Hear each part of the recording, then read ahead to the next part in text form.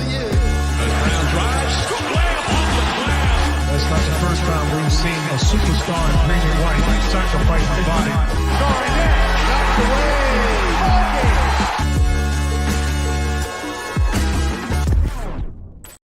Welcome into another episode of First to the Floor. Ben Vallis here. Thank you for joining us. Hope you're doing well. The Celtics kept their home streak alive, beating the Knicks again now, 3-0 against those pesky Knicks of New York. We're a little late on this one, my fault. I've had some other commitments to get to this week, but we're back here live on YouTube, and we're going to talk about the interesting upcoming schedule for the Celtics as well. But first, the Knicks game, and alongside me is one Wayne Spooney. Spooney, how you doing, sir? I'm doing good, man. So LeBron, Kyrie, the big two of hatred, right? Yeah. I think Julius Randle might be my third most hated NBA player, dude. Yeah. Like, I just hate how he plays. Like, it's dangerous, it's stupid, and he gets calls. It makes no sense. Yeah, he almost anyway, broke. great. Yeah, he almost broke Jrue Holiday's face by like doing his like dumb like swinging thing. It's like the guy at the park that used to play rugby in Australia or used to play American football, I'm guessing, in America. And it's like they don't really know how to play basketball. And so they're just constantly swinging shoulders and elbows and think that they're really good because they're like athletic and strong. But it's like, no one wants to go near you, bro, because you're breaking the rules and going to hurt my face. Yeah, no proprioception, no control of their body in space, just all grunt, a la Russell Crowe. Anyway, Jake Eisenberg, welcome to the show, obviously. Playback is probably where we should start. Celtics blog Playback kicking off, I guess, the debut, like, public showcase of Celtics blog Playback. Do you want to start with the URL and then just let the people know what they can expect? So this is perfect timing because Jordan B in the chat, and we got some classics in the chat right now. Oz Celtics fan, Aussie Field, Jordan B, Jesse. I've just put the Playback link in the chat. Join the Celtics blog Playback room. And then secondly, either put your email in this live chat right now and then or DM me, but put it somewhere and I'll be able to give you VIP access, which just means you'll be able to watch every game in Playback without any of the blackout concerns. And that can be our room, literally any room, which means any game, anytime. And then also there will be potentially some League Pass giveaways for people in the Celtics blog Playback room as we go forward. So get into that room, join the room, send me your email address either in the chat right now, or obviously not because maybe you don't want everybody to have your email, or go to at Jake Eisenberg, at First to the Floor. Anyone listening, it's literally free. You don't even have to join, but you may as well get it because you can.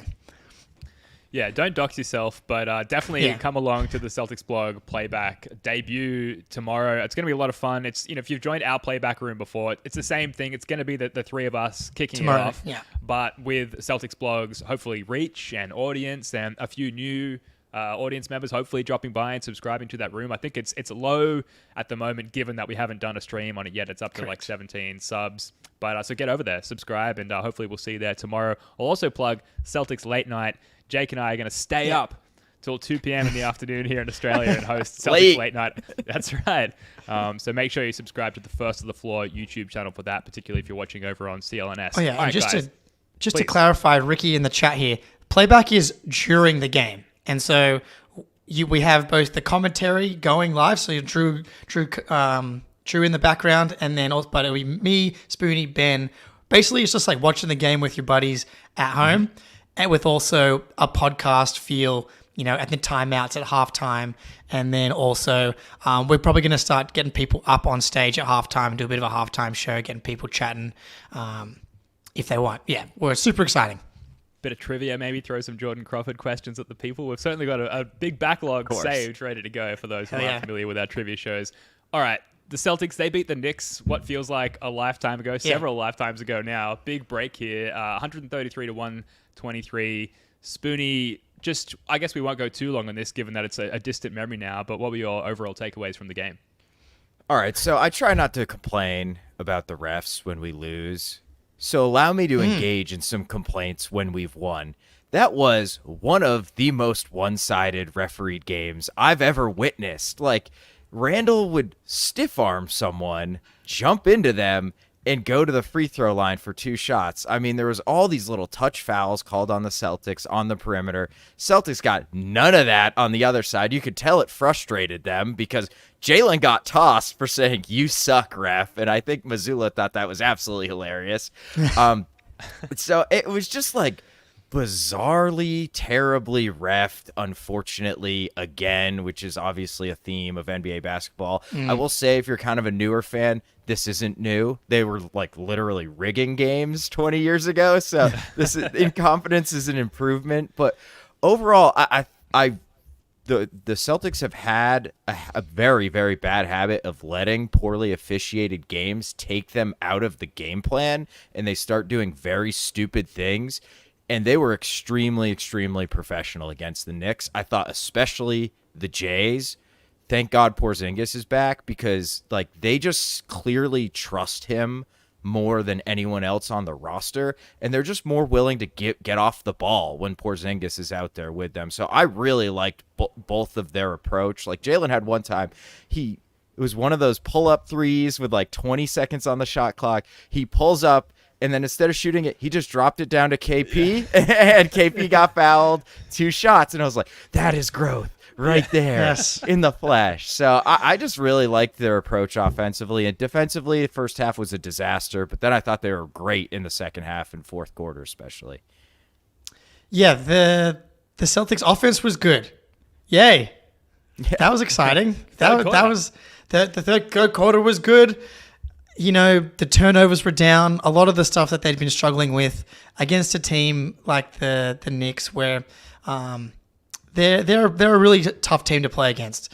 They are just, you know, we touched on the Julius Randle stuff. Tibbs is always going to have the whatever team he's coaching to play hard-nosed, and it's going to be dirty. Ironically, this game wasn't really that dirty because both teams were just kind of really hot from 3.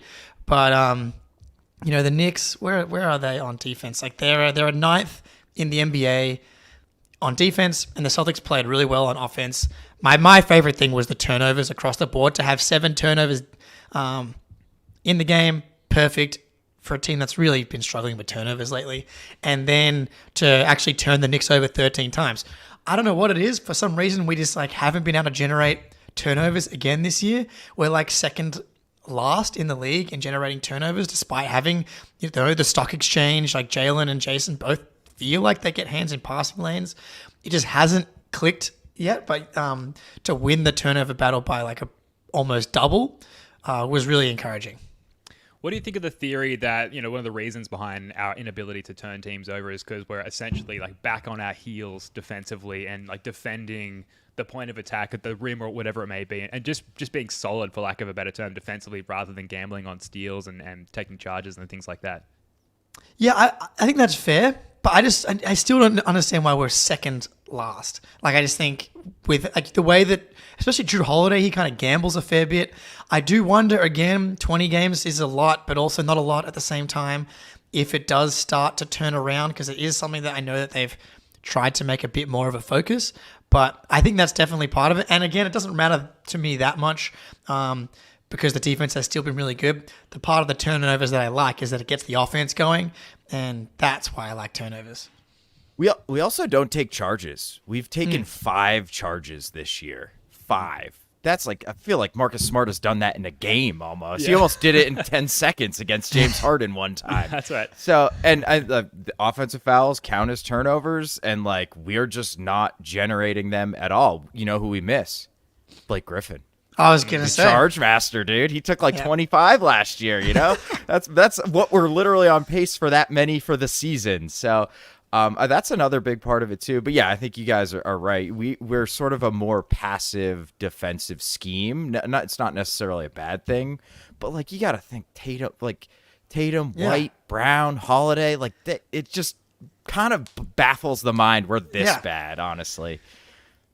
Yeah, well, switching gears a little bit, looking at the offense very briefly, we mentioned we finally had a good 3-point shooting game, 40% from three, and Cleaning the Glass do a great thing where they do like a 2-week aggregate of their stats. And the Celtics offense in the past 2 weeks has shot back up to number one with 125.3 points per 100 possessions. The defense, it's so funny. Like we had our 20-game temperature check a couple of pods ago. We were like, the defense is amazing. In the last 2 weeks, that's back down to 11th ranked at 115.8 points per 100 possessions rather.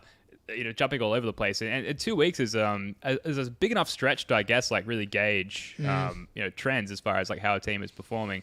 But in this game, like the Knicks, they out-rebounded us, they out-assisted us, but due to that lack of turnovers, the 7 turnovers for the Celtics, like we managed to get it done. And there's so many other places to go, and we'll get to the individual player level in a second with Porzingis returning, but 10-0 at home for the Celtics is huge given our history of like losing crazy winnable games at home. So the fact that they've just got that locked down, it seems for now, I don't want to let myself believe it because I don't want to let myself get burnt. That was good. You caught yourself. You're we did it. We made it. Yeah. Felt myself falling into the love nest and then caught myself at the last moment.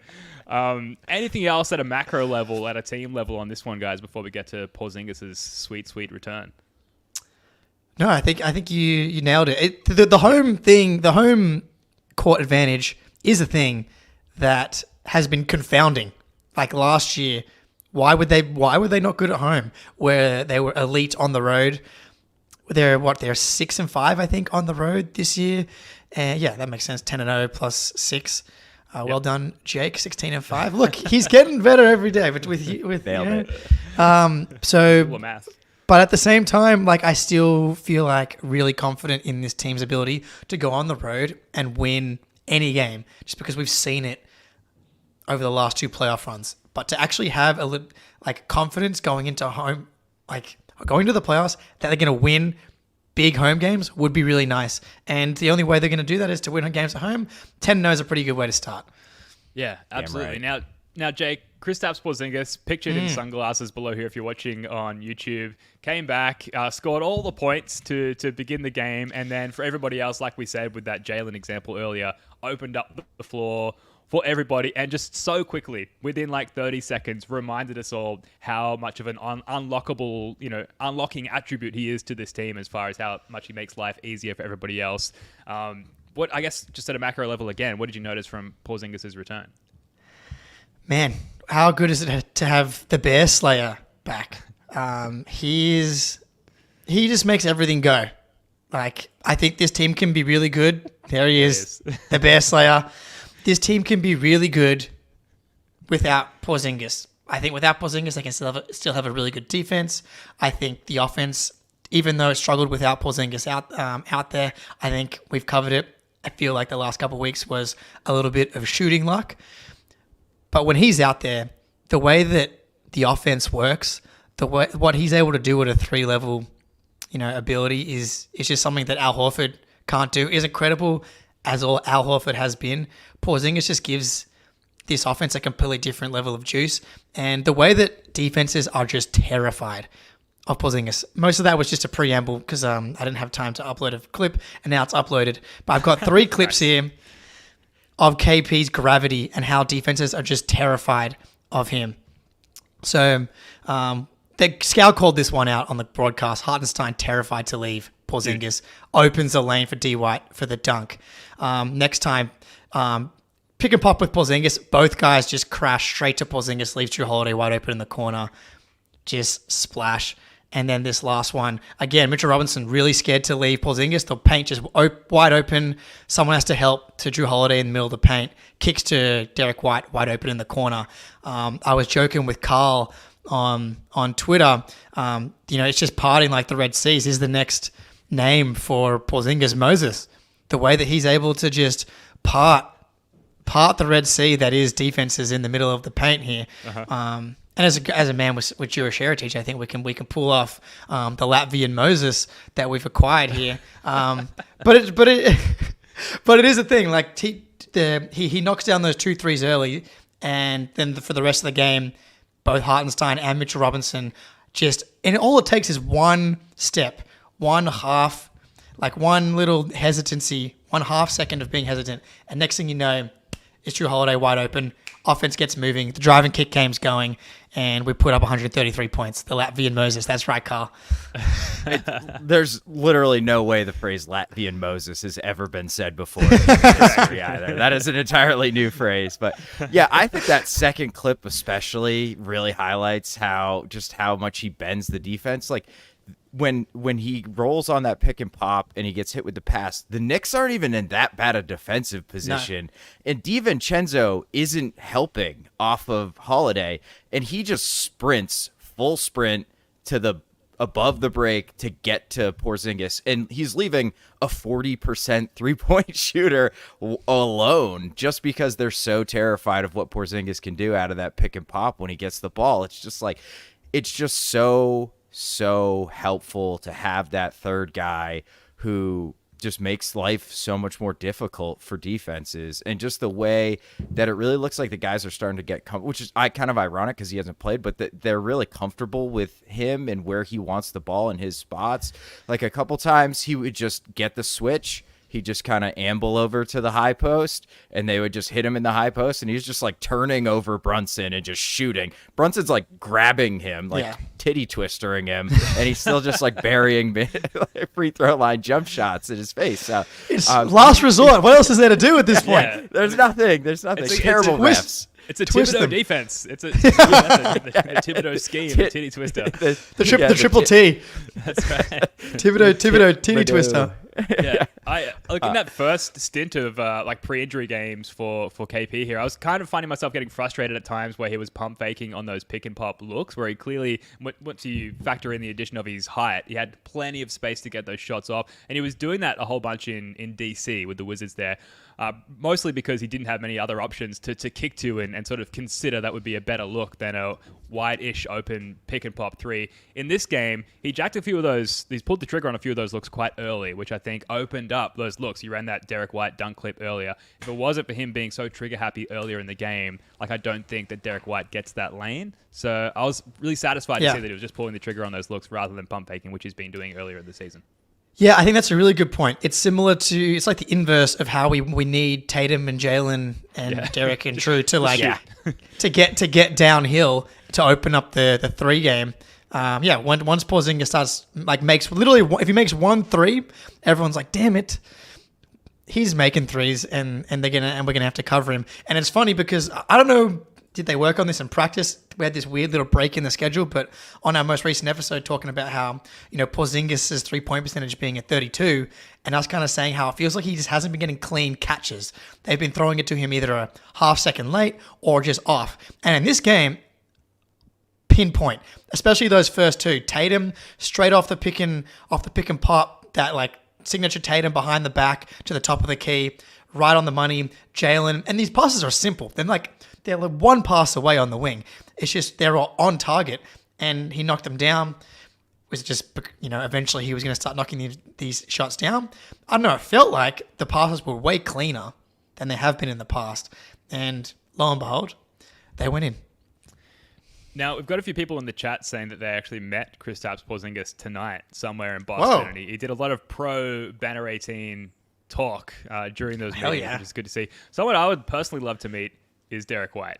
And this team, 16-5, no longer the best record in the NBA. That belongs to the Minnesota Timberwolves. But we have been, and the fan base has been, rightfully so, hypercritical of this team because our expectations are so high. 16-5, clear front runner, at least in the East. They've won some great games. They've shown us signs of improvement on some of those poor tendencies that we were so frustrated about last year. In fact, we know that they're far from perfect, despite being such a good team through and through, talent-wise, roster build, record. They're far from perfect. I think Derrick White might actually be perfect. he might be the perfect player in the NBA. We talk about Jaylen Brown, the Jaylen Brown-led lineups. It's a plus-minus nightmare. He can't quite lead a team and direct a team like Jason Tatum can. I would be so interested in like a forked-off parallel universe, what a Derrick White-led team looked like in the NBA. Like if he just got traded to like the Bulls or something, they were like, we're just going to build around Derrick White. What would that look like? Because he's incredible. And a year ago or 2 years ago, rather, I close my eyes at night and on the inside of my eyelids, I see Klay Thompson backing down Derrick White and the Warriors exploiting him defensively. I don't feel like we're even seeing that this year, which was maybe his most glaring weakness as a guard. This game, he basically wins the game for the Celtics, scoring 30 points. His 3-point shot is up around 40% for the season, 39% for the season. He's just incredible. Spoonie, apologies. I have to throw to Jake here, the man with the mistress, Sure. the world's leading expert on Derrick White, with the exception of maybe Jack Simone there. Jake, thoughts on Derrick White's performance? I mean, again, this dude, and look, I love nothing more than when Derrick White goes off at home, just because I get really good deals at like the local Boston area at the Marriott's, the Hyatt's, of course. all Mr. Eisenberg, welcome back. All exactly, straight to the presidential suite as per usual. Yeah, like there's no better place than being in Boston to take the mistress. But I think we got to run the D White clip here first, because I think this really sets the stage for just him and everything that he is. Derek, I'm not sure if you're aware, but calling Derrick White underrated is kind of like the hottest trend in the NBA right now. So when you get to the line at the end of the game and they're chanting MVP for you, I'm wondering how that feels with someone that's kind of always tried to stay humble his whole career. Yeah, I mean, it's crazy. Anytime we got the best fans in the league, so I'm always thankful and grateful for them. I mean, I know I'm not the MVP, but it's always cool to hear. What a guy. I know you said that, Derek, but who's to say he's not the MVP at this point? Like, it is Define most valuable. It is defined most valuable. Without Derek White, we have we're like a 500 team this year. He may have missed 2 games, and we're 1-1 in those games. But Not important. Not yet. That's irrelevant. 33, 3, 2 steals, 2 blocks, 0 turnovers. He's averaging like 15.5 on 64.7% true shooting. Best assist turnover on the team after Pritchard, but like the only guy with real usage, like 2.82. And really, like, I wonder that Pacers game's really kind of throwing that off a little bit. He leads the team in 3-point pull-up percentage, which I know for this team is a real bugaboo, and we dove into Tatum's pull-up shooting last time. Derrick White's taking 1.9 pull-ups per game, 38%. I feel like he only takes pull-ups when he's on fire or he has to, which I wish, Tatum and Jalen would go. They don't only take 1.9 per game either. Get them down to that 3.5 range as well. He's been perfect, and I think it's pretty clear that he is tied or in the second tier of most important players. Yeah, part of what makes Derrick White so perfect is how versatile he is too. So he's in the 82nd percentile as a pick and roll ball handler. That's elite, especially on his usage, right? He's in the 99th percentile as a spot up guy. So not only is it an elite pick and roll ball handler, he's an elite spot up guy. And we know he's an elite decision maker, quick decision maker, very rarely makes mistakes. So it's like, he's not really bad. He's great at everything on offense. So like that's a pretty good foundation for a useful player. And not even speaking about his defense, I think the Knicks are a very difficult cover when you're a guard defender, point of attack defender, because Randall and Robinson set like massive illegal screens, and you've got to get around those because Brunson is one of the best pick and roll operators in the NBA. And, Derrick is just so good at getting over the top of that screen, running them off the 3-point line, and getting either like a rear view contest or, when we shade help over from the big, getting back in front. And yeah, like Brunson, I bet a year and a half ago, 2 years ago, could have overpowered White sometimes. And he just can't do that anymore because White is clearly bulked up. He's stronger. He's even more perfect than he used to be at this point. So, hard to imagine. Yeah, like we're joking, but he has by far the biggest on-off differential on the team by like 10 points, that's like insane, dude. Yeah. So there's what more can you say? Well, if you're strategizing from the opponent defense perspective against this starting five, who do you put your weakest defender on? Like, it's either Derrick Jrue. White or Jrue, right? Like that's, I mean, I guess we're not uncovering anything new here, but it just remains to be an awesome factor this season. Yeah. You would. You would put it on Derrick White almost for the reason that he still is like 10 to 20% not as aggressive as I would like him to be. Because I feel like he has that matchup all the time. Like in that Pacers game, for example, I know that like the 5 turnovers, I like would have liked him do we need to try and get the switch to Tatum on Haliburton, or can we just go? Just run Derrick White, just go. Get him coming off a KP handoff, getting downhill, and let him make the play. I am so comfortable with him being the lead initiator all the time.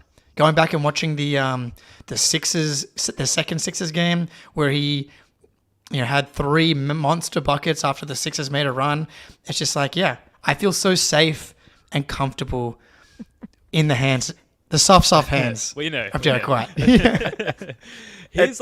Sorry, go ahead, Spoonie. No, bad, please. Well, just quickly, like his nimble-footedness on the pickup on his drives, between the pickup and the finish at the rim, sometimes it feels like there's like a flutter. It feels like he takes 4 to 5 steps, just how he's able to maneuver through that final part of the defense to get to the hoop there on the pickup is incredible. If I was like picking little bits of NBA elite skills from various players to formulate the perfect player, like I almost can't think of another player that I'd prefer to choose that level of finishing from, if that makes sense. Yeah. Yeah. You go, City. It's like a really underrated skill in order to generate points on drives is decelerating. And that like Derrick's really good at that, where he just gets into their chest, and then that last step before he goes up for the shot, he just like almost stops and then goes straight up, and the guy just keeps going backwards, and then he ends up with like a pretty easy layup, and he's money on those like weird 5-footers, 6-footers that a lot of guys struggle with just because you don't really practice that shot. But Derrick gets those. He's like shooting like 90% on those or something. Yeah. You imagine Tatum trying to take those deceleration floaters in the lane. It's just it's not. It's just not happening for him. Jazz off in the chat. Great point. Like KP on the JJ Redick pod, this is becoming a bit of a trend with Joe, just the type of coach he is. But apparently this happens like every couple of months. They have basically like a trust circle in Australia, in Indigenous Australian culture. A yarning circle is kind of what it sounds like, where you go around and talk, and each person says something about their like each of their teammates, but what they love, and maybe something that they wish they would do more of or less of. And KP was saying, like, he said to DY, I love how much you make the right play. You're so consistent in the way that you make the right play, and I'm kind of disappointed in you when you don't. It's like that's the level of expectation and standard that DY has set for himself, because he is that perfect. We expect perfection. Now, look, we're going to take a quick break to hear from our sponsor, FanDuel. And when we come back, we're going to talk about Jrue Holiday in line with things that have completely flipped on their head since we did our 20-game, what's exceeding, what's met, and what's fallen short of expectations. Jrue Holiday's completely bounced back. But first, a word from our sponsor, FanDuel. Score early this NFL season with FanDuel, America's #1 sportsbook. Right now, new customers get $150 in bonus bets with any winning $5 moneyline bet. That's $150 if your team wins. If you've been thinking about joining FanDuel, there's no better time to get in on the action. The app is easy to use. There's a wide range of betting options, including spreads, player props, over-unders, and more. So visit FanDuel.com/Boston and kick off the NFL season. FanDuel, official partner of the NFL. All right. I can't find it quickly, but whatever the line is for the Celtics Cavs game tomorrow, Celtics minus, I'm guessing the line is like 5.5 or 4.5 would be my prediction. Celtics minus 4.5. I hit the Knicks one, by the way. Mm-hmm. I know I didn't hit the Bucks Knicks one, but I did hit Celtics, that's kind of been the one that I've been on so far. So I'm pretty confident. Celtics coming off rest. Cavs are playing the Magic right now, I believe. I haven't checked in on that score at all, but that's a tough game. You got to come into Boston and take down a rested, motivated, best starting 5+ Al Horford in the NBA. Yeah, the Magic are up 9 with 6.5 minutes to go in the game, but they're missing some pretty key pieces, potentially resting them for the big one tomorrow. Magic in or the TD Cavs are missing some pieces? Well, the Cavs are missing some pieces. I think I saw Evan Mobley is out and somebody else. I'm not sure why, if they're resting them for tomorrow or if it's just injury management or whatever it might be, but they're definitely missing some key pieces. Okay. That could be good news. I'd be surprised if they're resting guys for no reason. Anyway, go ahead. Well, yeah, they need to claw back and win some games. Absolutely. Yeah. Now, we teased Jrue Holiday, and he's been teasing us all season with looking great, and then not looking great, and then looking great again, and then mostly, at least on offense, particularly on offense, not looking always great. And in this game, Spoonie, the thing that stood out to me was there was a huge reduction in poor decision-making. He looked a little bit more in sync with the team. And like the more I've thought about it, since his rocky start offensively this year is like, given, lack of training camp for Jrue Holiday, just the timing of when he was acquired, it makes sense that like one of the main strategies for his integration into the team is like, look, the team's really talented. So just do your thing. Like you're a high IQ player, like play off of the rest of the offense and you will get looks because the defense is always going to be shifting towards the point of attack, which is often the Jays. And in this game, it felt like you had a little bit more of control. He dictated a little bit more about what the offense did and how the offense attacked the Knicks defense. Is this a sign of things to come? Is this an anomaly? What were your takeaways from Jrue's performance? I sure as hell hope it's a sign of things to come, but it makes sense. It felt like he was on the ball a little bit more against the Knicks, and like that is the role he has played with Milwaukee for the last 4 years or 3 years. Having him on ball is just what he's a little bit more comfortable doing, and he hasn't really played in a way that makes us want to put him on ball, especially at the expense of Derrick White, Jason Tatum.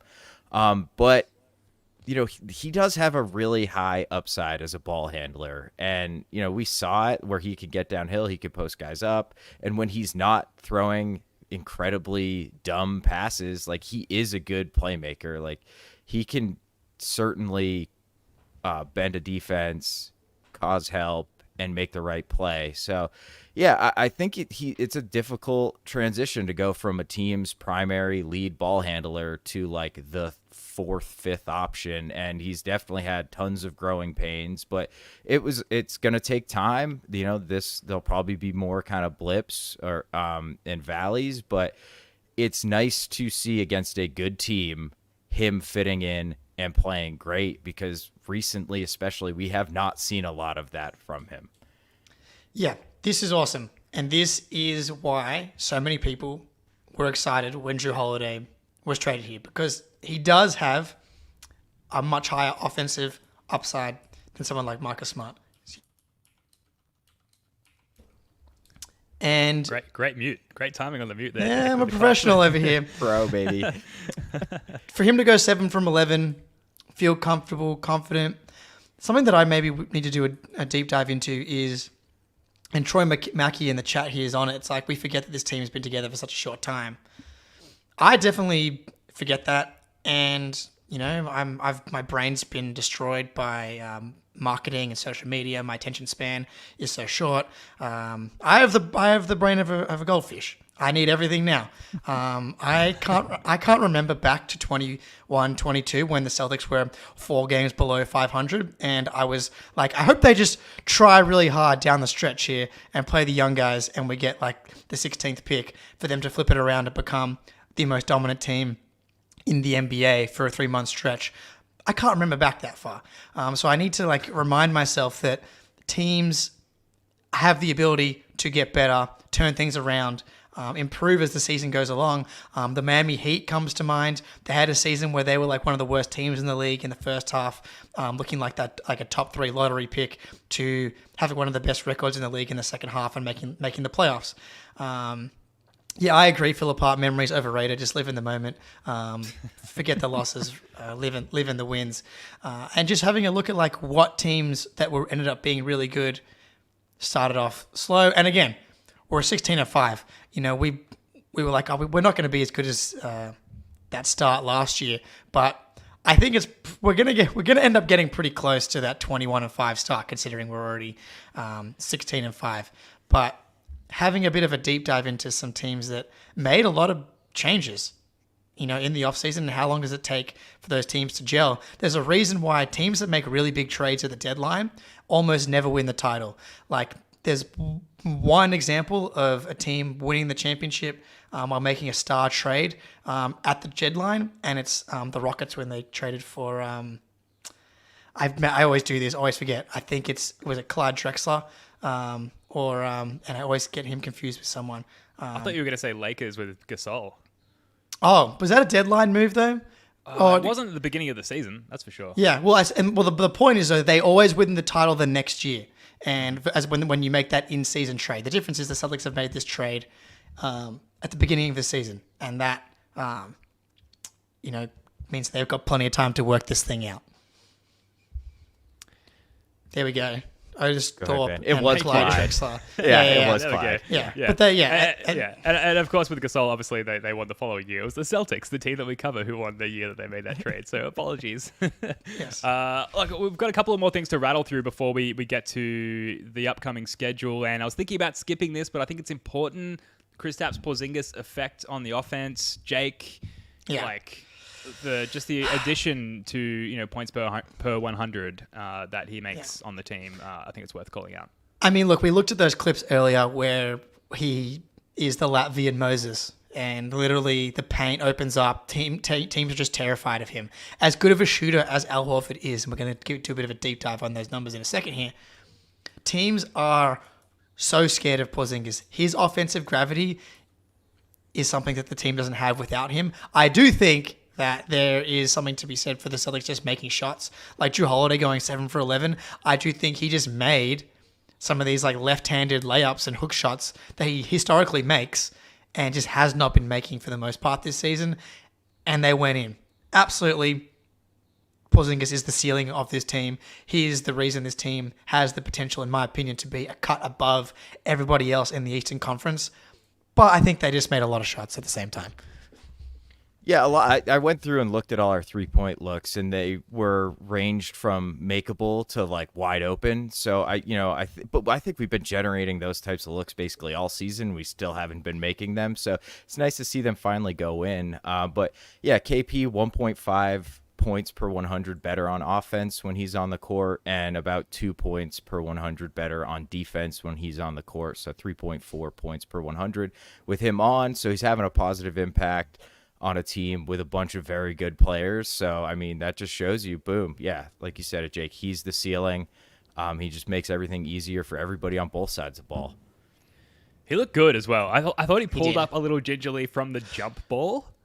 Oh, right? And I was like, oh no! Like, yeah, he's leapt into the air, and the load on his calf, it's over. I have a question for you. It's so terrifying how dependent we are on the health of Kristaps Porzingis and everybody else, but particularly Kristaps. Like that has not gone away. We have not demonstrated an ability to still be championship caliber without him, I think. So it keeps me up at night.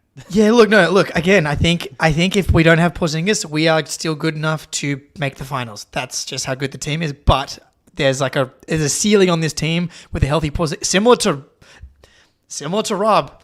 It's very different. But like when Rob was like truly peak healthy Rob, January to March 2022, that's the time. That was the ceiling of this team. And Porzingis honestly gives them 85% of that version of Rob defensively is not someone that Porzingis is quite able to do. Like that version of Rob defensively was a complete game wrecker, just a violent force, a better switch defender.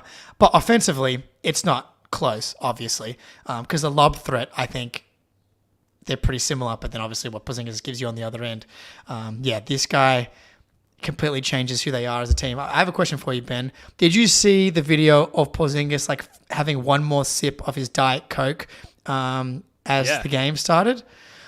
Now, my wife's a naturopath.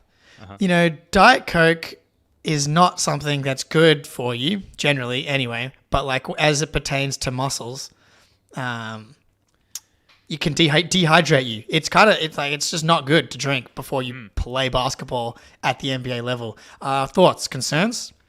Well, it's not good for you as it pertains to anything because it doesn't really. It's not even particularly calorically high. So if you're trying to get an intake of energy before that sort of outburst of energy, then Diet Coke, you're actually better off having regular Coke, I think, as far as having calories to burn. They're not the healthiest calories that you could take in, but at least they're calories. So it's an odd choice, but we have routines that are odd sometimes that we just need to, from a psychological standpoint, to go through before we get on the court or do anything in life. So maybe that has something to do with it. Maybe it was a one-off. Maybe it's not a regular thing. I have been racking my brain about it, Jake. It's interesting you bring it up. I knew you would be. Yeah. What is he Absolutely. doing? What do you think, Spoony? Is Diet Coke before a game like a one? That just seems like that would be an insane thing to do randomly. Just like, you know what? I'm gonna crack a Diet Coke while I'm warming up. You know what I mean? Like, as a man who has many, many very strange idiosyncrasies and routines, I can say it's mental. It's like a nagging in your brain. You just need, I need one more sip and then I'm going to ball tonight. So I get it, KP. I understand. But yeah, kind of a shocking video in a lot of ways. Yes. Do we know it was Diet Coke? Are we positive? Well, that's the tweet was basically like, and KP, it inferred that it was a routine. Right. That's what the tweet inferred, which is not what I wanted to hear.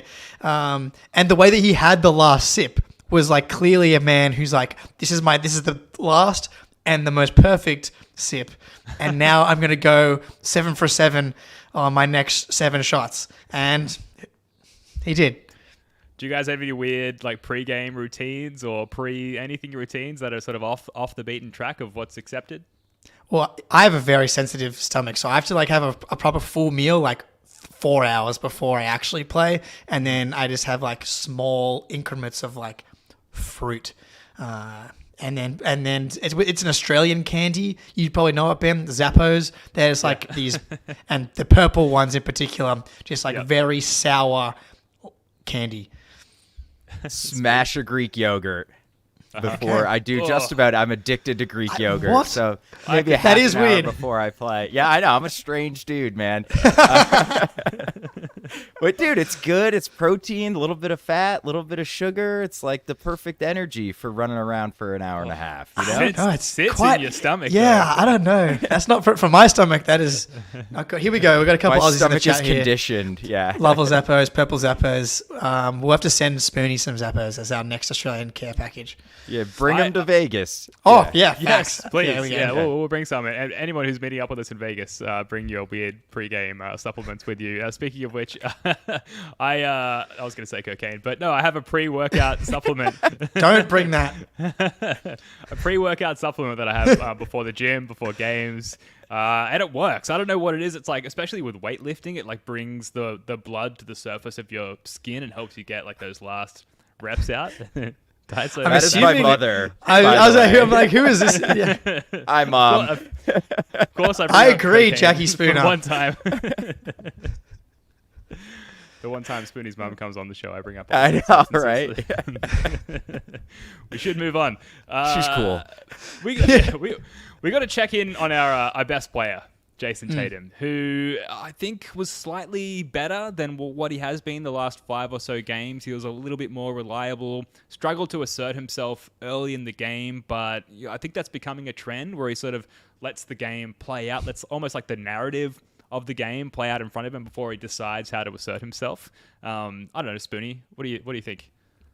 Yeah, I really, my mom's got me like totally on tilt here, so I'm gonna try and keep it together here.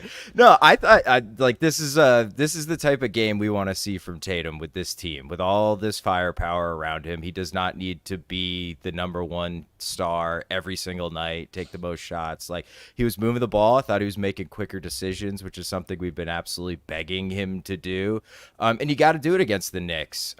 And I thought defensively, like, the Knicks are hard to guard, man. They kind of remind me of OKC and how they move the ball, and it's just like dribble drives everywhere and kickouts and swing. So I thought Tatum was all right defensively. He's kind of been taking a load off a little bit. I think the last couple, maybe month or so. But he battled when he needed to. He was matched up with Randall a few times and kind of met the challenge for the most part. So yeah, just an excellent game. Would love to see more of this version of Jason Tatum.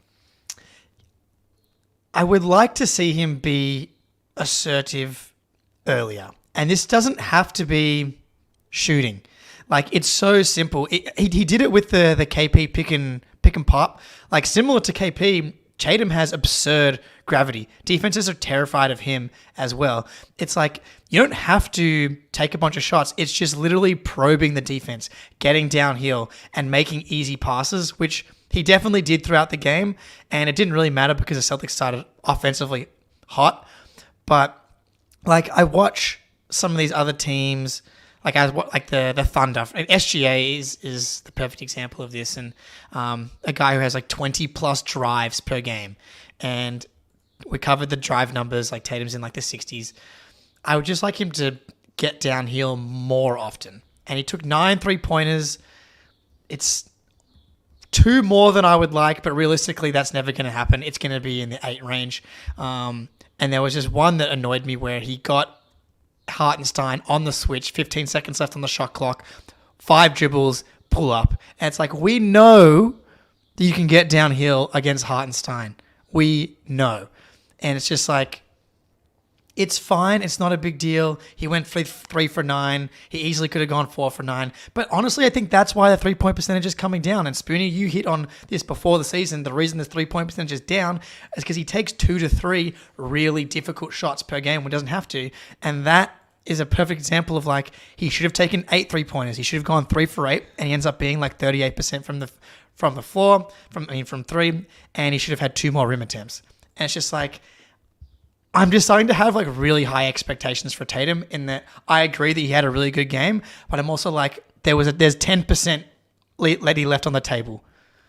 Starting to have high expectations for Tatum. I mean, come on, like, he's Jason Tatum. Expectations are there, and they're high for a reason. The 5 assists and 0 turnovers is I've referred to this scene too many times on this show, but like, I'm gonna age myself so poorly with this. But you know that movie Hook, Robin Williams? Oh, banger, dude. Of course, like, dude. Yeah. Where they're like, the kids are with Robin Williams and they're like trying to find Peter Pan Yeah, in space. yeah. And they're like, there you are. That's like when I see Jason Tatum play that way, I'm like, there you are. You're in there somewhere, laying dormant within this like coasting version of Jason Tatum is the real version of Jason Tatum. He is there, laying in wait for the right time. So I'm not worried, and it was good to see him just like play a decent game, I suppose. Taylor Snow had a good tweet earlier. He said that Jason Tatum's isolation field goal percentage is by far the highest it's ever been. It's currently at 46.6%, and it's up 12 percentage points from this time last year, which was 34%, which is crazy. So partially thank Sam Cassell and the post-up addition to the game and the fact that we're going to that more. But Tatum and isolation just in general, I think there's probably more of an emphasis on attacking those mismatches as well, despite the bevy of talent in our starting 7. So that's been great to see as well. Al Horford, someone we should also check in on, who remains perfect, both ocularly and on court wise. 27 minutes in this one, 14, 10, and 2.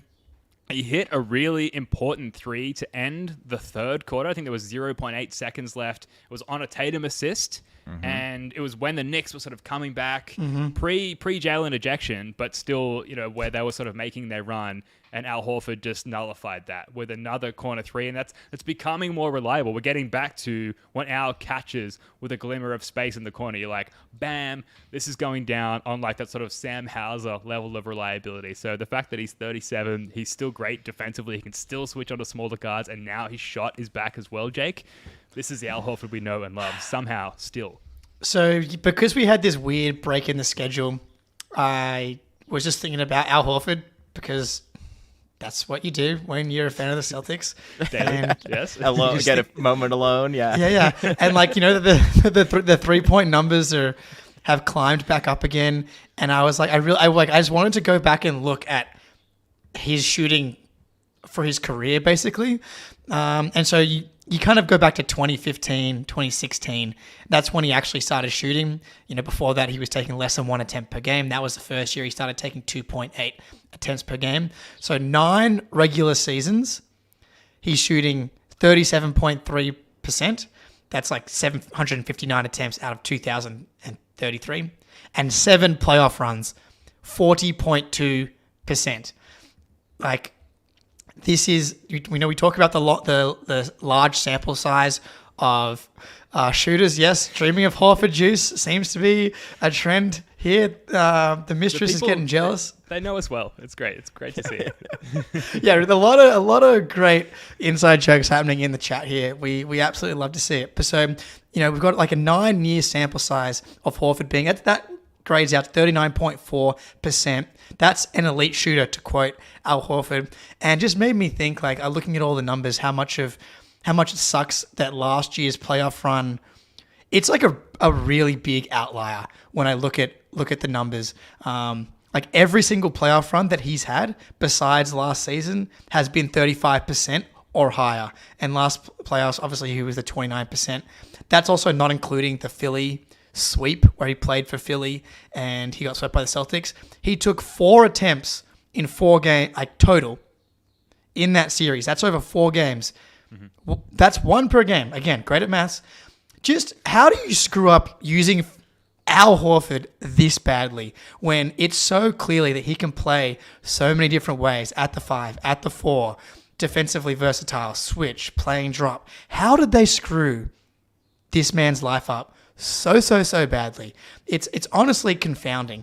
But yeah, so honestly, and then going back to the 16-17 playoffs, the Isaiah Thomas, the hero, obviously, of that playoffs was IT, but Al Horford, 52% from 3 in those playoffs. Like the 2021-2022 playoffs where we lost to the Warriors in the final, Al Horford 48% from 3 in the entire playoff run. In the Warriors series, 62.5% from 3 against the Warriors. How do we not win Al Horford his ring? I'm so sorry, Al. Remember I'm that so game sorry. one, This year. That game 1 clutch Game 3, 1. like from the wing. Oh, the way we won. How we many just of took those- away with it in the fourth quarter? How many that of whole those run was started by Al, it Yeah. feels Yeah. like. Ultimately painful memories, but because we Yes. lost, but Game 4 in Milwaukee, Al Horford it kind of ended up being remembered a little bit as the Tatum game because he went nuts in the fourth quarter too. But Al Horford hits that clutch 3 in the corner, and then he elbows Giannis in the face, and Jason Tatum's dunking on people. Next thing you know, he's just been so solid for so long in so many big moments that it's beautiful. said with so much passion, Jake said, Muse31 in the chat, which I fully agree. That, you mentioned it, but that 2020 bubble playoff series, it's the only time that Al Horford made me feel negative emotions, or at least emotions that I sort of struggled to grapple with, where in game 1, the Sixers went up a little bit. This is, of course, without, prime Ben Simmons, unfortunately, it seems to have been. But Al Horford, dunked all over the Celtics, and they went up a little bit, and Al Horford did, the primal scream, into the camera, and I was like, oh no, he's using his powers against us. And at the time, it just made me feel awful, almost like, seeing an Excel down the line or something while you're still floundering in your old life.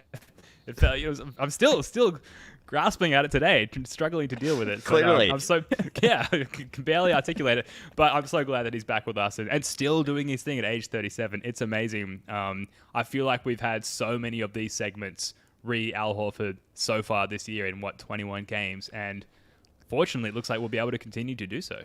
Do you agree with this, DJ Daniel? Love you stopping by as per usual. Joe ran Al into the ground last year, had no legs to hit threes in the playoffs. I personally think that it was just a straight-up shooting outlier. And that's really all it was. Just because of how good he still was on defense, and then and how many minutes he played in that 21-22 season all the way through to the finals, and being one of the switch-heaviest bigs in the league. I actually don't think that, the OKC rejuvenation here, I don't even think that even mattered anymore. I just think that he would have been amazing regardless. I just think he's LeBron-esque in the level of durability that he's portrayed at this point.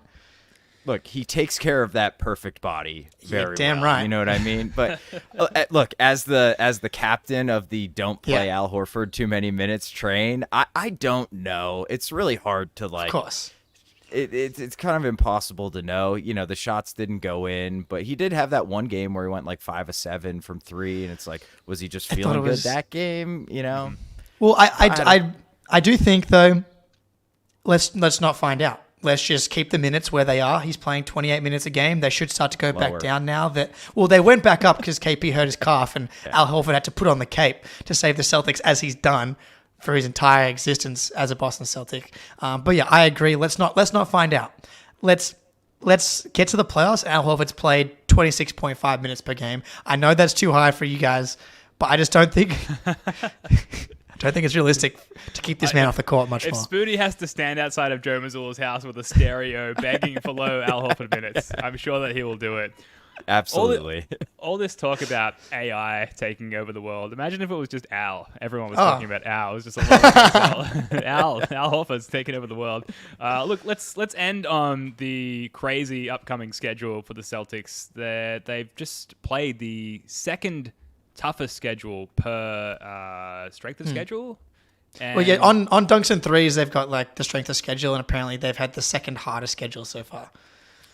Right, and yet they have played so well and won so many games. The homestand coming up is I guess the schedule anomaly that we want to talk about. Cavs, Magic, all at home. Jrue Carter taking a holiday, I assume, somewhere. He's got a lot of time to relax and get some R&R in. Mike Gorman's going to be overworked despite his long tenure as the play-by-play guy for the Celtics. We mentioned the Cavs playing the Magic right now. If we can just get a quick update on that game. Looks like the Magic won 104-94. Oh, it's a The Cavs classic missing Magic game. some notable personnel. Did Mitchell play? I think he did. It was Mobley and someone else not named Donovan Mitchell who missed the game. But Garland? Garland played because he's on my Okay. fantasy team. Okay. there you go. All right. That's good. That's all we really need is like that. Because I will say, this is, and Al Horford Pacino on Twitter pointed this out to me because I was like, it feels like we've played a lot of teams on the second night of back-to-backs. Like, we've been the beneficiary of it. And this is the 6th time that's happened. And so the schedule thing to me, I always find like a little fugazi. Like, I wouldn't put too much into look how hard the Celtic schedule has been. That should give you more confidence. You know, the schedule's going to get so easy down the stretch. Teams that are bad now are going to get better. Like, a lot of this is calculated by team record, and teams that have struggled because of injuries are going to get better and stuff like that. And also, Dave D, easy schedule gives me worries. That's also a fair point. The Celtics, start to not take opponents seriously, and all of a sudden they drop a game like to the Grizzlies and to the Hornets. They'd won the Grizzlies game, but they lose that game in overtime to the Hornets. Like, this stretch right coming up in front of us is hard. Cavs, Magic, Warriors, Kings, which is a back-to-back, Clippers, who are good now, and the Lakers on Christmas Day. That's an 8-game gauntlet. Yeah, absolutely. So, I mean, let's start focusing on Cavs, Magic. Which sounds like a drinking game. Can I interest you in a round of Cavs, Magic now that we're 4 beers in? Spoonie, like, is 3-1 to be expected in this? I guess, like, what would be, like, an acceptable record in this next 4 games here at home? Yeah, I don't know. It's tough. The Magic give us so many problems, and the Cavs were pretty, I would say, uninspired to start the season, but they had won 3 straight before tonight's loss. So they're playing a lot better. They're fine. You know, they were healthy. I guess they're not now all of a sudden. So I can't shake the feeling that it feels like a 2-2 to me. Mm-hmm. But like, I think like expected wise, like you maybe drop one in the Magic, you can beat the Cavs twice in a row. They were like the Knicks last year. I think we went 1-3 against them rather. So, you know, we kind of owe them a little bit of payback. So 3-1, 2-2, I don't think we'll sweep it, although that would be great, but it's tough to play the same team twice in a row. It really is, man. I feel like those split more often than not. So I wouldn't be shocked if it's a split 2-2. Yeah, that's exactly my thoughts. Is it purely because of the nature of playing a team 2 games in a row? Like, one team, whoever loses that game is going to be like, we really want to win the next game. And the team that won the first game is like, we already beat you guys. We know you can beat you guys. It's just human nature of regular season. Yeah. It even happens in the playoffs anyway. And you throw in the fact that both of these teams that the Celtics are playing against are good, then I just think splitting them is totally fine. And that's kind of what I expect. But this is good. Set the expectations at 2-2. That's right. Imagine if we beat the Magic twice. Imagine. That would never happen. Never impossible. Well, yeah, so I think we've got a big enough backlog of losses to these teams that we could at least expect 3-1. In that last year we had some tough matchups, many overtime matchups against the Cavs, many losses to the Magic. Very recently, a loss to the Magic. Like, first of all, with the Magic, at least in that first Magic game, I expect the Celtics to come out just being like, "Fuck you guys! Like this shit is over. We are going to win this game." The Cavs less so, but they haven't been as good. They've been better recently, but I do feel like they haven't been as good as last year.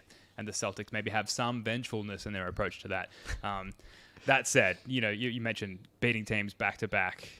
That's tough. So it's going to be entertaining, and it's going to be one of the bigger tests for the Celtics, I think, so far this year. And we've made several attempts, and most recently in our 20-game sample size podcast, like many attempts to decide that we know this team and we know their tendencies and we know their weaknesses. And I feel like what's coming up is hopefully going to give us some more information, a new data point as far as what we can expect from them championship wise. So a good test coming up. The West Coast trip, we'll have podcasts between now and then, so I suppose we can get to that. But again, one of the more challenging stretches.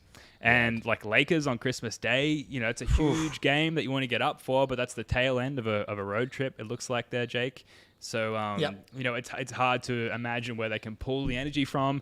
Maybe, hopefully the Jays can pull it from their many, many millions of dollars that they get paid every year. But, as we've seen, it's just not a regular occurrence. Anything else before we wrap up on some Walshy news? No. LeBron is going to get an insane whistle on that Christmas Day game. He's going to shoot 17 free throws. But no, that's all. Well, Don't look, do that. Tatum's been getting more of a superstar whistle, but it cannot be compared to that of LeBron James. Let's end on this. Look, this is just a good vibes thing to end the show on, but Jordan Walsh has been performing quite well in the G, as has JD Davison, and they had some of our more G League prominent Celtics present for the last game. I think they had Sam Hauser, House Money there on the sidelines, and they also had Luke Cornett in the commentary booth saying this about Jordan Walsh. This connection shows a bright future. Davison to Walsh. With where you're at and just try to play as good a basketball as you can. I think you play enough basketball that you see there's a lot of ups and downs and a lot of really great players who are in the G League or in Europe, and all you can kind of do is take the day at hand. As Walsh lays in for two. That's how you do it, right? It's nice to actually be able to go to a game where I'm sitting there with them instead of seeing them from afar. Yeah. There we have Jordan in transition. Powerful strides. Oh, tough finish. 9 points. Let's go! Luke Cornett, honestly, he remains the top of my list of if we were ever going to get a player on the show, Luke Cornett would be the ultimate guest appearance. It's true. Sorry, you got two choices. Jason Tatum, Luke Cornett. If we know how to make content, it's going to be Luke Cornett. Yes. I hadn't seen any of that. The worst interview. Yeah, I hadn't seen any of that. That was awesome. I like the fact that Cornett was speaking while Walsh finished that and then got the steal coast to coast and got that to go in. That had me hyped, dude, because you obviously had to pull it from Cornett's interview, and Cornett can't control whether or not Walsh makes or does anything. And the fact that he did that while he was speaking had me legitimately hyped just there. I'm very excited, and I 100% stand by. I would be giving Jordan Walsh Banton's minutes. All of that Jordan Walsh just did. I haven't seen Banton make one transition layup yet. I know it's Unleash Walshy. I'm not. Unleash him, Joe. Bring him to the West Coast. Let's go. Bring him along for the vibes on the plane. Exactly, dude. Yeah, if nothing else. All right, let's wrap it up there. That's going to do it for this one. A reminder, Celtics blog Playback tomorrow, 7:30 p.m. The link is in the description. It's not right now, but I'll put it in the description as soon as we finish. Just put it in there again. There you go. Then hang around after the game because we're bringing back Celtics late night live on YouTube right after the Garden Report. See you there, hopefully. Spoonie, Jake, love your work, guys. Until next time, go Celtics. I love